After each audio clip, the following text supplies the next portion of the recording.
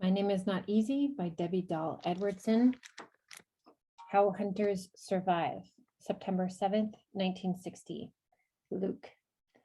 It's still dark outside, like this is the kind of place that's always going to be dark, and I can't sleep. All I can hear is the sound of other boys breathing. I think maybe I hear the whole place breathing. Every last one of them. Nuns and priests, girls and Indians, all of them fast asleep. Bunna looks tense, even in his sleep, clutching Isaac's toy gun. He didn't think I noticed that he had it, but I did. Some of the younger kids are making little hiccuping noises, hunched in their blankets, trying not to let anyone hear them crying. I wonder if Isaac's asleep now too, wherever they took him. I try real hard to imagine him sleeping, snoring soft with the twitchy little sleep smile he gets. But no matter how hard I try, all I can see is his tear-streaked face pressed up against the black window of that car, disappearing into tree-shaped shadows. I stare up at the ceiling, wishing a person could go from one place to another just like that. I'd make myself go from this lonely bed at Sacred Heart School to my own bed back home, curled up with my brothers, both of them. I've never in my whole life been spanked, and I'm wondering what's so bad about Inupiaq that they have to make your hand sting for speaking it. I can still feel those Inupiaq words warming the back of my throat. Only now it feels like the sounds got twisted around somehow. Like if I try to say a word, it's going to come out bent.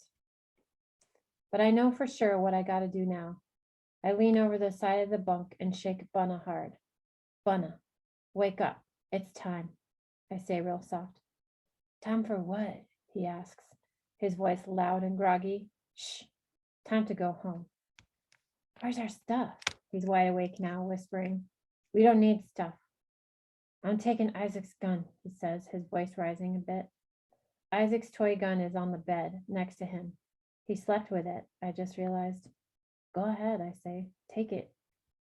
Outside it's dark, but there's a moon slung low, and the dirt roads that leads away from the school is lit with a shadowy light. It's the same road that Priest drove down when he took Isaac away, his car spitting stones and dust. At the end of that road is the highway that leads north to Fairbanks and south to Anchorage. If we can find Isaac and hitchhike north to Fairbanks and then get a message to Uncle Joe somehow, we can get home. Uncle Joe has a friend who flies planes. I'm hungry, Bunna says. We ought to eat first. Eat what? Horse soup? This shuts him up. We're coming up on the place where the school road turns out onto the highway. There's a cabin on the corner there, and it has its lights on. Wait here, I tell Bunna, but he don't listen. He follows right behind me like a shadow. What the heck are you doing? He asks. We gotta find Isaac. Maybe this is where they're keeping him. Stay low. We sneak up to the window of that cabin and peek in. Part of me already knows we aren't going to find our brother in there. The other part is desperate enough to look anywhere. Inside is an old Indian man sitting there, all alone, wearing dirty brown coveralls, staring at his stove and drinking coffee. He's got his back to us, and the hair on the back of his head looks matted, like he just woke up. He looks mean, even from behind. When he stands up, I duck down quick, my heart pounding. Now what? Think about my grandpa's uncles, killing all them Indians, but I don't feel that brave. All I feel is sudden need to get off that road and out of sight. We gotta cut through the woods behind, I whisper. Bunna looks at those big, old black trees, moving their branches back and forth like fingers. What about Isaac? He says in a small voice. I don't know where they got him. We gotta go get Uncle Joe to help us. Bunna's still looking at the trees. I'm not going in there, he says. I don't want to go in there either. You'd rather stay here? That's what you decide? No, Bunna whispers. I never. Okay then. Bunna and I never been in woods before, and right away we don't like it. There's things on the ground you can't hardly see, roots and rocks and bushes and pieces of tree, things that make it hard to walk. And the trees lean in so close that when you look up, you can't even see the sky. This place is not right. You're supposed to be able to see things when you're outside. You're supposed to be able to look out across the tundra and see caribou flickering way off in the sunlight, geese flying low next to the horizon, the edge of the sky running around you like the rim of a bowl. Everything wide open and full of possibility. How can you even tell where you're going in a place like this? How can you see the weather far enough to tell what's coming? Bunna trips, and there's a sudden pounding sound that makes my heart stop cold, makes me grab him hard. It's only birds, Bunna says firmly, like he's trying to convince himself. What's she trying to do? Get us killed? It's only birds, Luke, he repeats, but his voice doesn't sound all that sure. Yeah, well, you gotta be more careful. That's when we hear the crack of something way bigger than birds, something crashing through the woods behind us and veering off through the bushes in front. A big bull caribou. Choo-choo, Bunna breathes, and we both relax. This place feels better now with caribou in it. And us without a real gun, I say. Yeah, Bunna says. We could have had real meat. I'm not sure what we would have done with a dead caribou, us trying to run away, but I don't say this to Bunna. We look off towards where that tutu went, and we can see light up that way, like the woods is letting go. Without a word, we both start running, and suddenly there it is, a big, wide open chunk of tundra, right in the middle of the woods. We race out onto it, laughing and shoving at each other, and falling onto our backs, staring straight up in the star-spangled sky, where the pink of dawn is just starting to spread. We breathe deep. The whole sky breathes with us. Feels almost like home, Bunna says. You think we can make it, really? I guess he's thinking about that long bus ride we took getting here and that longer plane ride. Yeah, sure. People hitchhike. We just gotta get onto the highway, I say, trying to pretend it's that easy, not wanting Bunna to know the truth. I can't figure out where the road's at. Hard to tell anything in the middle of all these trees. Bunna sees him same time I do, that mean old Indian, standing there at the edge of the tundra holding a gun. We both jump, dumb as ptarmigan. He must have seen us, must have followed. He walks toward us real slow, hunting. What you doing out here? His voice is raspy. Going home, Bunna says before I can stop him. Old man's frown lifts just a bit. You kids from the school? He asks. We're, Bunna says. We're headed home, I add quick, giving Bunna a look. Road's that way, old man says, tilting his head as he runs his fingers over the barrel of his gun. Bunna and I shift, uncomfortable. You boys making too damn much noise, scaring the animals. When he moves towards us with that gun, we know we're done for, and both of us jump up and start running like our bodies are connected by one single muscle, a runaway muscle. We run out across the tundra and off through the black woods, leaping over fallen trees and rocks and bushes without even looking back, not once.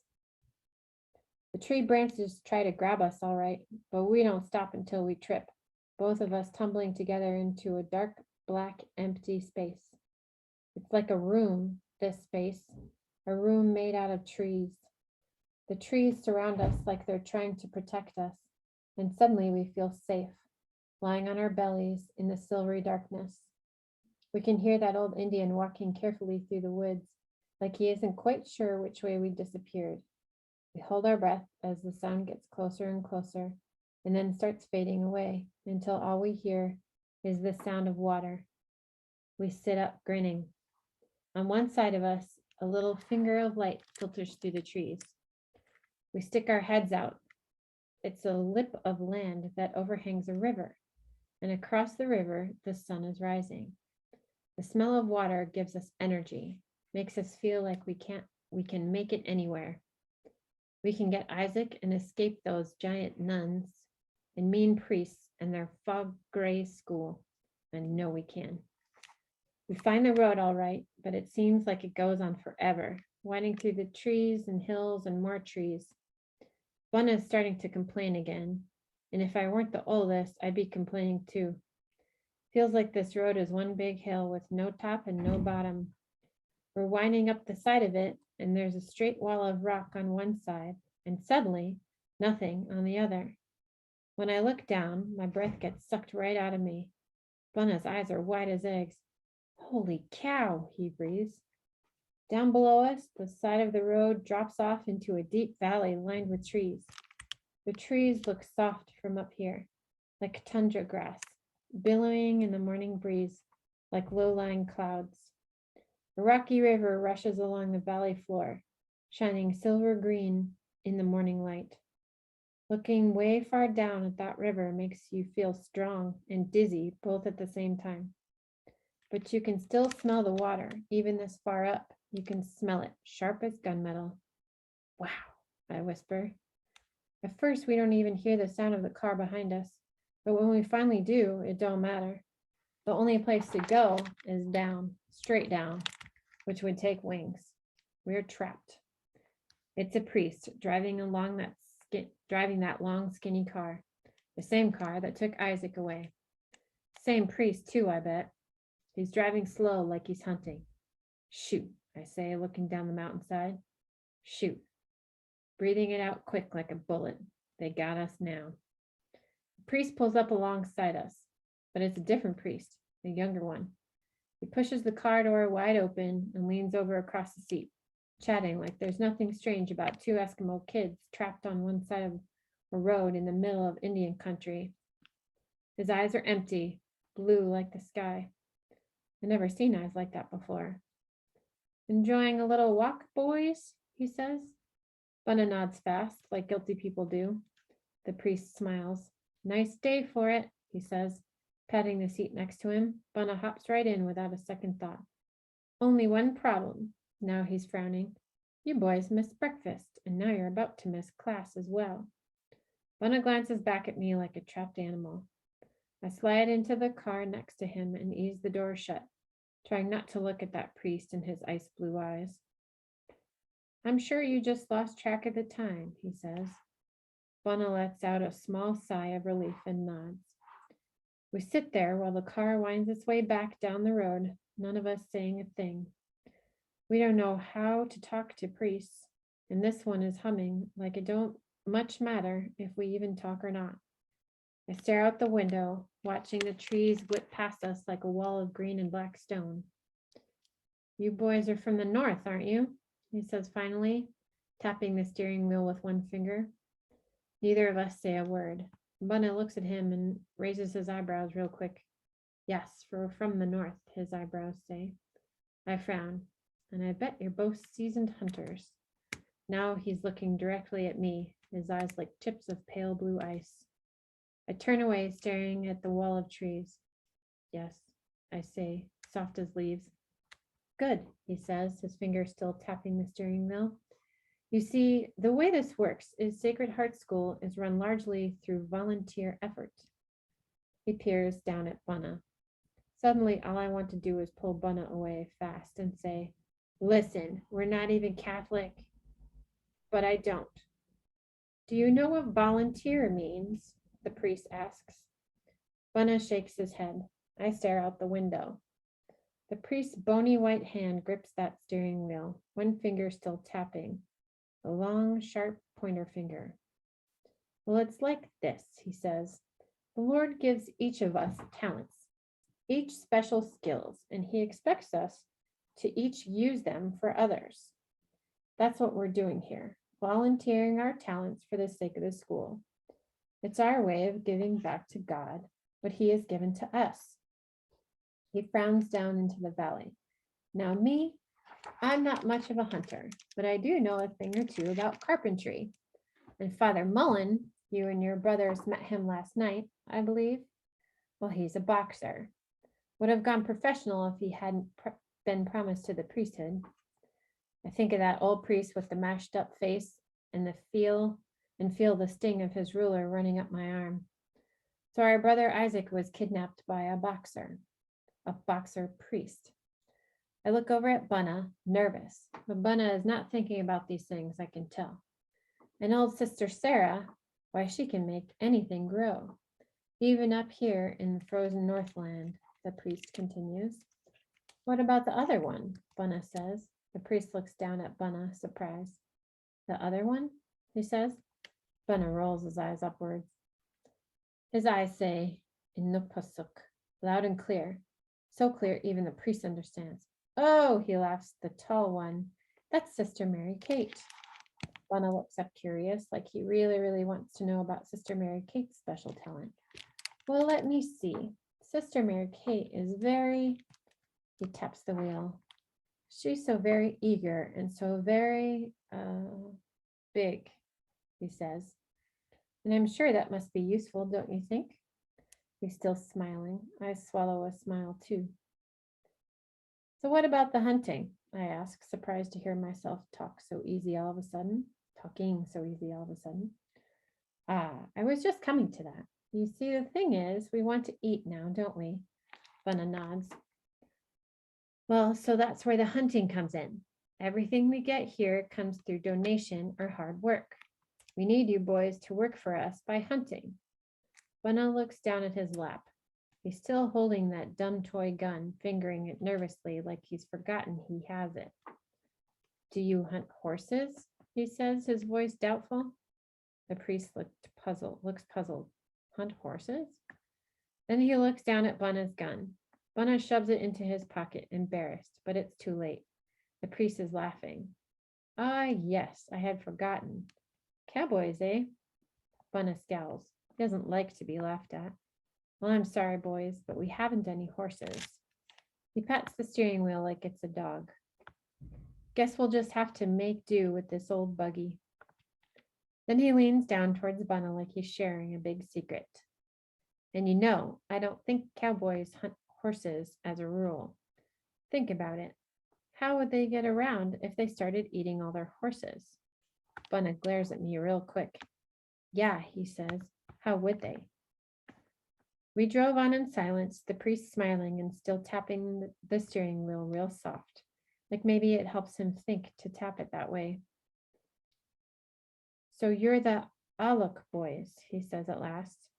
The way he says it like he already knows. So we don't say anything. And which one are you? He asks Bunna. Bunna, Bunna says. Then he looks at me. And?